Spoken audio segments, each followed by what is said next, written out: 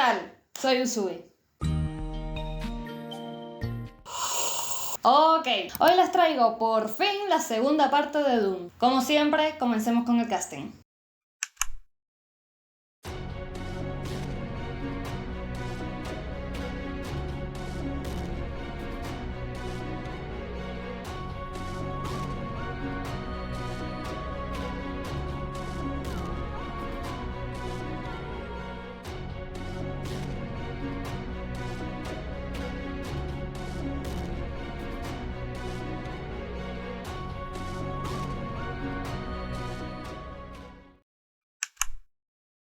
Si vieron mi short, les decía que la película estaba preciosa, que tenía una hermosa cinematografía. No les mentía, pero lamentablemente solo eso me gustó. Yo entiendo que cuando adaptan el 40% que quedaba del libro a una película de 2 horas con 39 minutos, creen escenas o cambian otras haciéndolas más atractivas visualmente. Sobre todo me gustan las que nos dan contexto. Las escenas que uno se imagina mientras va leyendo en el libro qué pasó, pero que no te las ponen como tal. Lo mismo que hicieron en la entrega anterior, pero lamentablemente me leí el libro. Y saben que no me gusta cuando cambian la historia. Mira, si eres de los que amó esta película y cree que es lo mejor que ha ocurrido en 2 décadas, cierra este video, sáltalo. Pero si no te molesta ver a una histérica criticándola y te interesa saber la historia original del libro, entonces quédate. En mi primer video, que les voy a dejar por aquí la tarjetica, les dije que al principio de cada capítulo nos dan escritos de la princesa Irulan, que nos van dando el contexto de lo que ocurriría en ese capítulo o simplemente cuando le habla a su padre o le habla a Paul, pero siempre como contando una historia. Mi hermosa Florence como la princesa Irulan es la que nos abre esta entrega, con sus, vamos a llamarlos, escritos, y así sucede a lo largo de la película. Como por ejemplo las escenas donde vemos a la reverenda madre Mohiam, a Lady Fenrir y a la princesa Irulan conspirando. Pero ya saben que no me gusta cuando los cambios en la adaptación repercuten en la historia. Esta primera escena no ocurre en el libro, pero me gusta porque nos van contando un poco de lo que pasaron Paul y Jessica. Se supone que les ha sucedido cosas similares y en varias ocasiones. Primero vamos a recapitular un poco mi video anterior. Creo que es importante porque a pesar de que ya lo dije, pensaba que iba a ocurrir en esta película, pero no. Por ejemplo, cuando Paul y Jessica están en el desierto,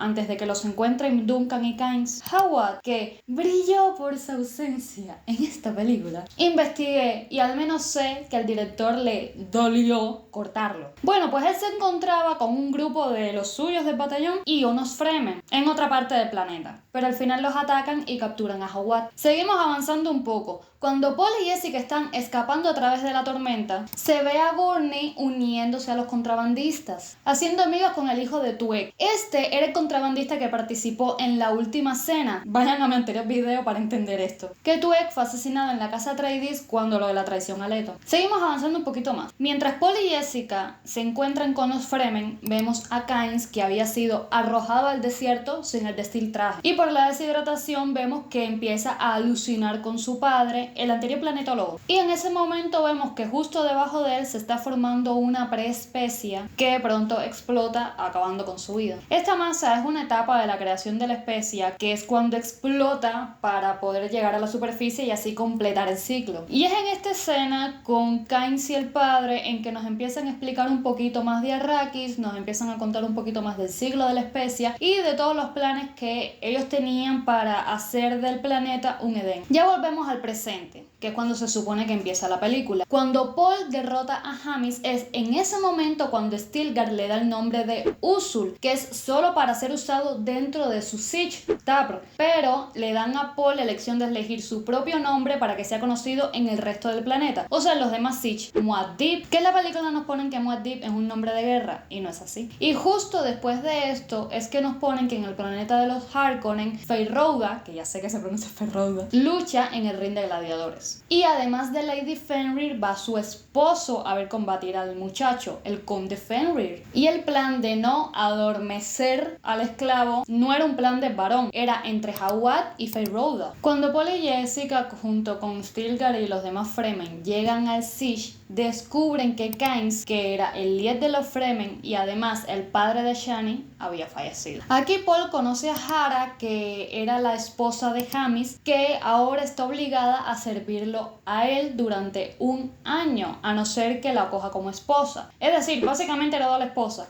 Y también a sus hijos. La ceremonia para recibir a Jessica como su reverenda madre sucede así. Jessica bebe el agua de vida de un saco que le da Shani, porque sí, se lo da la propia Shani. Nada de que los jóvenes no creían en la ceremonia. No, todos estaban muy metidos en eso, y sobre todo Shani, porque ella es la Sayadina, o como se pronuncia, que es básicamente la que vela por los rituales y la que la reverenda madre estaba preparando para ser su sucesora. Y en la película nos ponen a los jóvenes burlándose de toda la situación. No, ahí ponen a Stilgar como si fuera un devoto y que está loco y que no sé qué. No.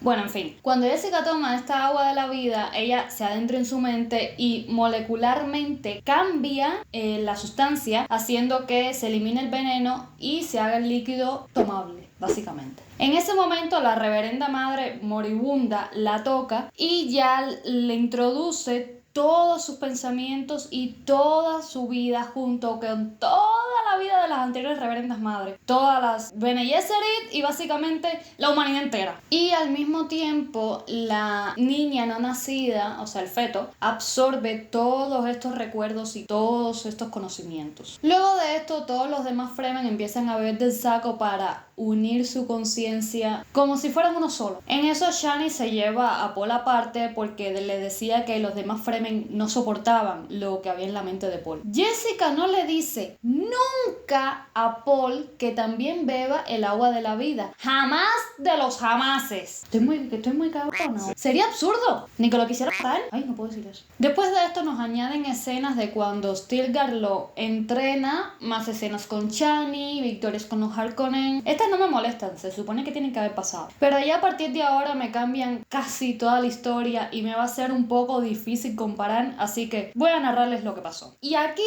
hay un salto en el tiempo porque pasan 2 años. Aquí empiezan poniéndonos una escena del varón correteando por toda su mansión, buscando al capitán de la guardia, diciendo que el esclavo con el que él había estado intentó acabar con su vida. Y el varón supone que Feyd-Rautha es el que había planeado todo eso. Entonces él lo reprende, se le enfrenta y le dice que al final él lo va a suceder, que simplemente tenga paciencia. Más tarde nos ponen que Jawad está hablando con el varón y le dice que lo más probable es que el imperio esté utilizando el planeta presión Salusa Secundus como entrenamiento para los Sardaukar. También le sugiere que abandone básicamente a Rabban, que no le dé más suministros, que le corte el agua y la luz, y así lo obliga a que oprima más al pueblo, con el fin de convertir a Arrakis en un nuevo Salusa Secundus. Después nos ponen a Jessica en el sur, porque sí, ya estaban en el sur los Fremen, aunque la mayoría son las mujeres de los guerreros, sus niños y los ancianos. No es como en la película que Paul tiene miedo de ir. Jessica dio a luz a mi personaje favorito, segunda parte, Alia, la cual ya tiene casi 2 años, si es que no los tenía ya. En la adaptación redujeron este personaje a un simple feto que habla con su madre, porque según el director iba a ser una distracción esta niña. Yo creo que más bien quisieron ahorrarse un poco de efectos especiales o de casting, porque es un poco difícil hacer que una niña de 2 años actúe como lo hace este personaje, con tanta madurez. Y tal vez esto lo sorprenda, pero Shani también dio a luz al hijo de Paul, Leto II, otro que omitieron en la película, según ellos porque no tenía repercusión en la trama. Después ustedes saquen conclusiones si de verdad va a tener no repercusión. Bueno, nada, Jessica está en el sur. Nos ponen que Hara y Alia entran a la habitación de ella. Hara estaba preocupada porque Alia estaba inquietando a los Fremen, sobre todo a las mujeres, porque decían que esta era un demonio, porque con 2 años se comportaba, caminaba y hablaba como un adulto. Pero ella se compadece porque le tiene mucho cariño a la niña, porque básicamente la ha criado, y dice que ella va a ayudar a que los demás entiendan. Les va a contar la verdad, que ella es otra reverenda madre. Que nos ponen en la película que Jessica estaba regando historias sobre Muad'Dib para que todos los demás creyeran en él y cosas así. Y mientras ocurre esto, nos ponen que en el norte Paul monta por primera vez un gusano. Sí, fue 2 años después. Luego de esto, Paul, Stilgar y los demás Fremen se encuentran con los contrabandistas donde estaba Gurmit, Gurney. Entonces se unen y van a una caverna Fremen. Aquí adentro algunos contrabandistas empiezan a atacar a los Fremen porque en realidad eran Sardaukar. Paul ordena a los Fremen que capturen a los sobrevivientes, pero luego los deja escapar para que vayan y les informen al barón Harkonnen y al emperador que Paul seguía vivo. Paul en ese momento manda a buscar a Jessica porque necesitaba de su consejo, y ahí te cuentan que Gurney aún creía que Jessica era la traidora de los Atreides. Y aquí mismo dentro de esta caverna es cuando Paul se niega a desafiar a Stilgar. Y entonces entre ambos convencen a los demás en que puede haber un Usul y un duque de Arrakis. De esa forma no pierden un gran guerrero y Stilgar se queda como líder del Siege. Cuando llega Jessica, Paul la lleva a las habitaciones para que vea a Gurney, pero en eso él la ataca. Pero bueno, Paul lo convence de que ella no era la traidora y sino Yue. Y bueno, mientras nos ponen una escena donde Gurney estaba tocando el baliset a Jessica, qué bonito sonó eso, Paul va a donde se hacía el agua de vida y decide tomarla él solito porque quería activar el Bankai, pero entra en coma por 3 semanas. Entonces Jessica manda a buscar a Chani al sur porque no se le ocurre más nada que hacer para despertarlo. Y es Chani la que se da cuenta de que Paul había tomado el agua de vida y le pone un poco aquí en la nariz y él como que intenta despertarse un poco. Y le pide a Jessica que transforme un poquito de ese agua que le quite el veneno, para administrárselo. Y en ese momento Paul se despierta porque él solo había podido convertir la gota que se había tomado. Nada de lágrimas de primavera del desierto. En eso él se levanta y le agarra la mano a su madre y le dice que lo lleve a ese lugar donde las reverendas madres no son capaces de mirar jamás. Luego nos ponen que Paul les habla de 2 fuerzas antiguas, una que da y otra que toma, la primera la de las mujeres y la segunda la de los hombres, y que solo Paul podría equilibrar ambas fuerzas. Y que en ese momento había una flota alrededor de Arrakis donde el emperador, el barón Harkonnen y las demás casas estaban esperando para saquear Arrakis. Chani nunca desafía a Paul, y menos a su madre. Y con esto elimino como 15 escenas de la película. Luego de eso se ve que varias naves aterrizan detrás de la muralla escudo de Arrakis. Y aquí es un poco parecido en la película. Luego, cuando llega la tormenta de arena, Gurney vuela la muralla escudo. Y mientras que los Fremen se preparaban para la batalla contra los Sardaukar, reciben un mensaje del Siege. El emperador había atacado el sur, donde habían asesinado a varios de los suyos, incluyendo a Leto II, el hijo de Paul. Díganme si repercute o no en la trama. Y además, Alia es capturada. Pues sí, lamentablemente Paul pierde a su primogénito. Y entonces vemos cómo Paul lucha con su mente de no poder llorar a su hijo y al mismo tiempo estar pensando nada más en la batalla, en la guerra y todo lo que se le avecina. No es fácil. Jessica y Chani no estaban en ese momento en el Siege, estaban escondidas cerca de la ciudad. Y entonces nos ponen una escena de justo antes de atacar la muralla escudo, cuando estaban en la nave del emperador, el emperador, su hija Irulan, el barón Harkonnen, la reverenda madre y otras personas más. Y aquí les presenta a Alia, que la habían capturado. La reverenda madre la llama una abominación. El problema es, como ya les dije, que la niña tenía todos los recuerdos de toda la reverenda madre, incluyendo Mohiam, y estaba dentro de su mente. Y justo en la conversación, cuando el emperador estaba amenazando a Paul, hablando con la niña, es que atacan la muralla escudo. Y en ese momento en que dentro de la nave había tremenda locura, porque por la explosión y todo eso, Alia, un personaje aparentemente sin importancia, es la que acaba con la vida del varón. El varón la va a atrapar y ella le pincha en la mano